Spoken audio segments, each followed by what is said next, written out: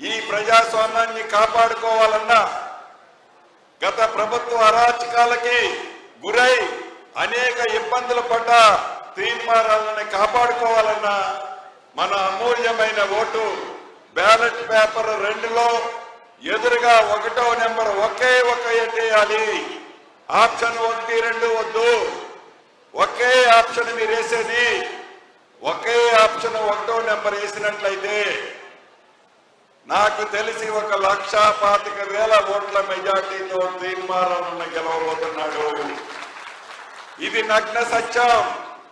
ఆ గెలుపుని మాజీ ముఖ్యమంత్రి వచ్చి రోజు రోడ్డు మీద ముగ్గు నేలకు రాసిన ఆయన తొత్తులు వచ్చి గల్లీల్లో తిరిగిన కేంద్ర ప్రభుత్వం పేరు చెప్పుకొని, రాముల వారి పేరు చెప్పుకొని ఎన్నికల ప్రచారం చేసే కేంద్ర ప్రభుత్వంలో ఉన్న పెద్దలు వచ్చిన తీన్మార్ మల్లన్నని గెలుపు ఎవ్వరూ ఆపలేరు.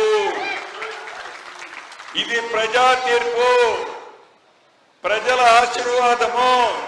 దానికి కారణం ఒక్కటే, గత ప్రభుత్వంలోని పెద్దలు గత ప్రభుత్వ నిరంకుశ పాలనలో వాళ్ళు చేసిన అరాచకాలని ఏలెత్తి చూపినందుకే తీర్మానాలన్నీ అన్ని ఇబ్బందులు, మార్చిన పోలీస్ స్టేషన్ మార్చకుండా, పెట్టిన కేసులు పెట్టకుండా, పెట్టిన జైళ్లు పెట్టకుండా, స్టేషన్లు మార్చి, కేసులు మార్చి, జైళ్లు మార్చి ఎన్ని ఇబ్బందులు పెట్టారో అని వాటికి ప్రతిఫలంగా ఈ ప్రభుత్వంలో తీర్మానాలకి కనీసం 1,25,000 ఓట్ల మెజార్టీతో గెలిపించి గత ప్రభుత్వంలో పెద్దలు చేసిన తప్పులకి వాళ్ళకి కనువిప్పు కలిగే విధంగా ఈ ఫలితం ఇవ్వాలి అని మనస్ఫూర్తిగా నా